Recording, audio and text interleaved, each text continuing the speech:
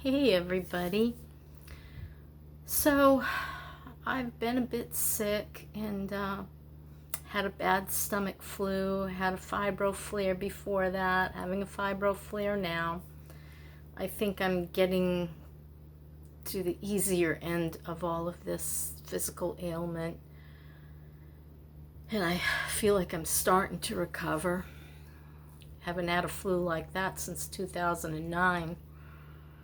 Anyway, I was thinking a lot more recently, since my husband's 2-year death anniversary came and went. I've been thinking a lot about my experience over the last 2 years and what I've learned as a widow. And I think the first thing I want to talk about is the pain that you feel. When it happened, I can't say that the pain after 2 years gets easier. In fact, in many ways, it feels worse. This is all my experience and how I feel about it. I'm just relaying to others my personal, I don't know what you'd call it, experience or feelings about it. So, when it first happened, wow, I remember that pain because I have videos. I have videos I made of going to New England and somehow trying to find him, I think, was my emotional and mental reasoning. I remember for the 2 years before he died, in which he was dying, I kept saying, I want to go home, Dennis. I just want to go home. And home for me was always New England. And so I went home in September, the September after he died. He died on July 10th of 2021.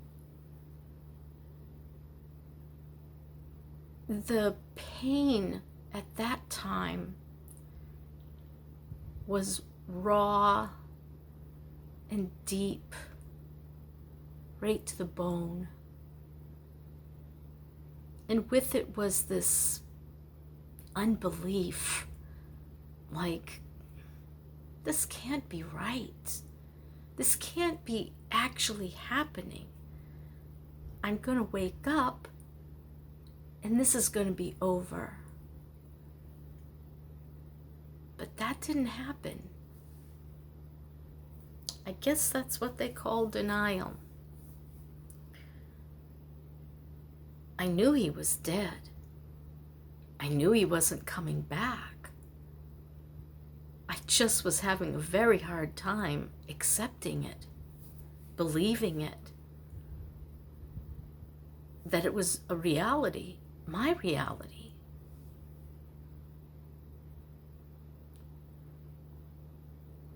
The pain has,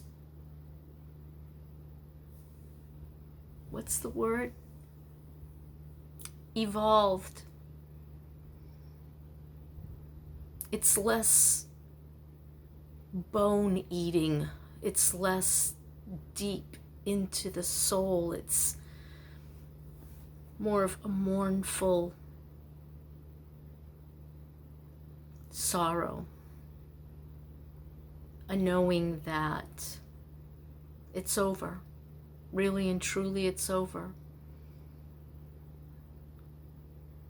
And I think what comes along with that is that thought in my mind, my life is over. My future is sealed.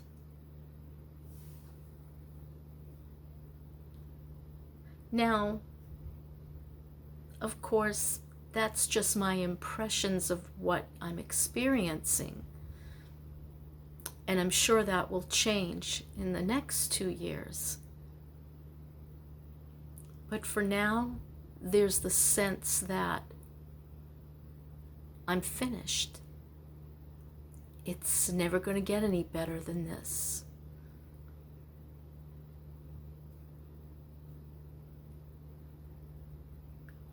I think the realization of aging, not being what you were, you can't bounce back, you can't fight back, and not when you're chronically ill. It's almost impossible to change your financial, so many things. I can't travel because I'm having too many physical problems, and along with that comes the fatigue and the pain and the just general sickness, feeling just sick, And then such heavy repercussions from your children. You're left facing all the mistakes that the spouse made, all of the ways he affected their lives. And you have to bear the brunt of it. Well, not saying you, I'm just generalizing. And, if you want to, one of my kids said to me, I appreciate that we can be honest with each other, that we could talk about this, because so many of my friends refused to hear, refused to acknowledge it, refused to give any credence to that child, that yes, I was wrong, he was wrong, it affected you, and there's nothing I can do about it. That's a very painful position. Not only have you lost your spouse, your friend, your confidant, now that person can't even share with you these responsibilities, these things that need to be talked about, because he's not there. You're alone in this, and it's painful. But it's part of healing, and I really feel it's necessary.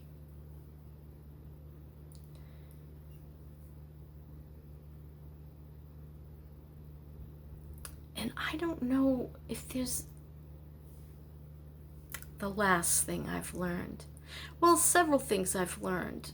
I'm competent, even though I've never really, before this, lived on my own. I've never really had to make such harsh decisions about my life and finances in such a short period of time. I'm very capable and able, and I made those decisions, and I do believe I made the right decisions. And in all of that is this knowledge that all this time that I felt like there is no God, God was there right along. No, I wasn't getting my prayers answered, not even the one in which just take him, he wants to go. Just take him in his sleep. That's what he's begging for. We couldn't even get that out of God, no.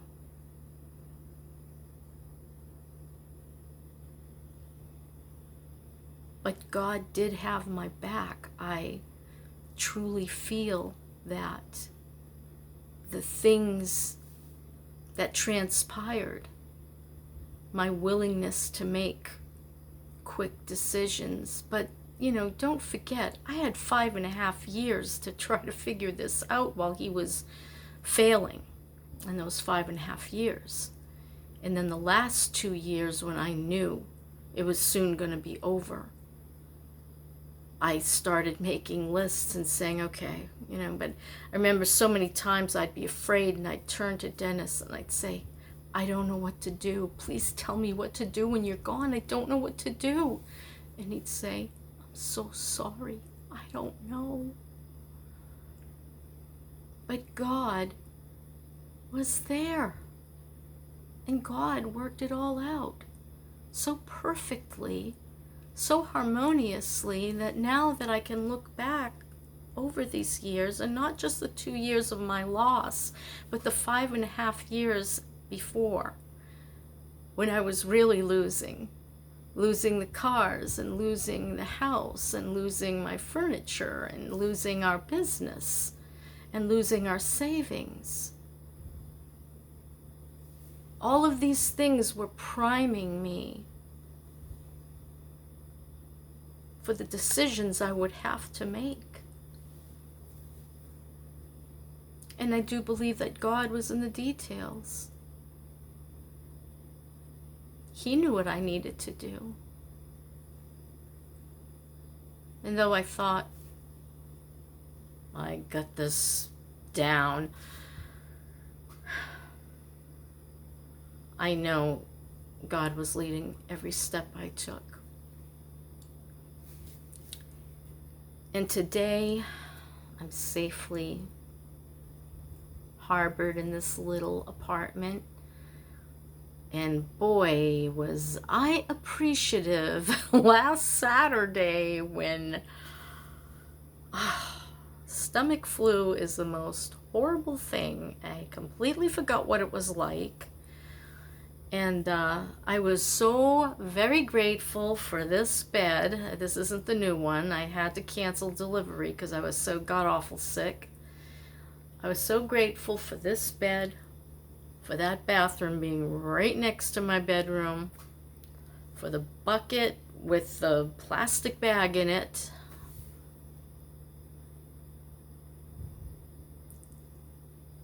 for not having to be in a van. What a nightmare that would have been, because last Saturday when I went out to start my van, it would not turn over. And it gives you some time to reflect. Where would I have been in that moment with a flu ready to fall down on me and completely render me helpless? The whole family came down, so it wasn't like I could say, come over and help. It wasn't, I'd gone over there to help them days before. And then I got sick. And Michael and I got sick at the same time. And Maggie was already exhausted from Finn and her having been sick. And then Denny got it the next day. And I mean, Michael's still not feeling quite right. And I haven't talked to Denny Jr., so I don't know how he feels. But in those moments when that van wouldn't start, and then I was hit overwhelmingly with the flu that night, I was like, this is how it was supposed to happen. This is where I'm supposed to be. So what am I saying? Losing your best friend, your lover, and your confidant, it hurts, and it's never going to stop hurting. I suppose for those who remarry and younger widows who restart a family, it might be a little different, but there's always going to be that raw, open wound. And that never goes away. You can stuff all the cotton you want in there, but it's a most painful wound. But we are so strong. We are so brave. We are so capable. We didn't even know it. I didn't know it. I always followed along Dennis, I hated most of the jobs I had as a young person. I was uneducated, just a high school dropout, waiting tables, working factories, whatever, Then I discovered I could clean houses and work for myself and make better money, and then it became a business. And then that led to the antique business, kind of a odd way around it, but that's exactly what happened. The cleaning business would lead us to the antique business. And I would be his helper. I'd be his worker.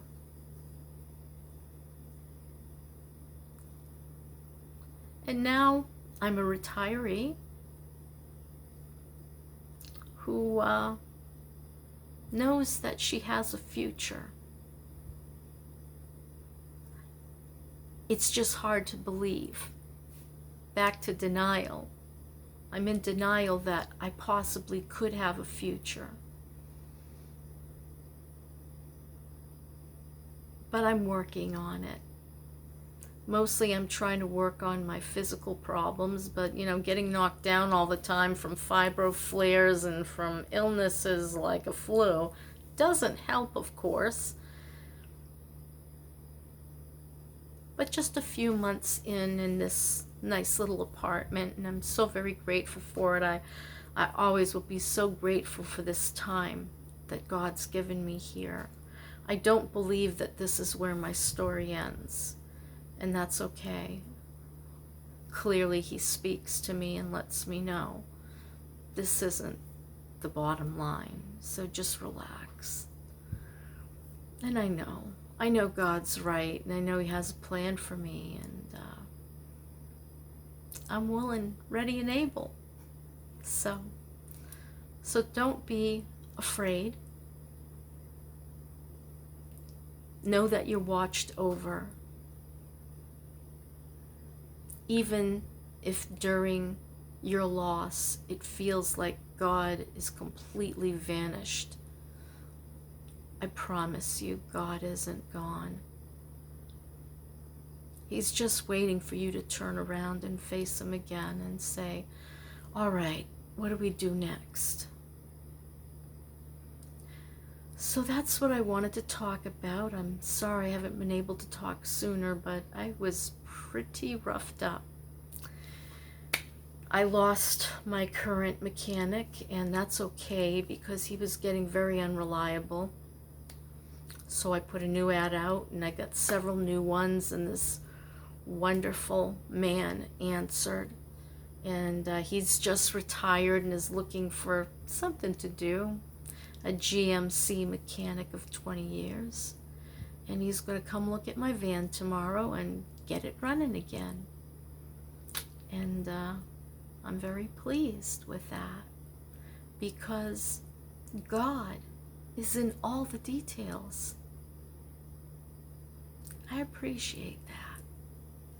I like knowing that no matter what happens around me, I'm not alone. I have reinforcements.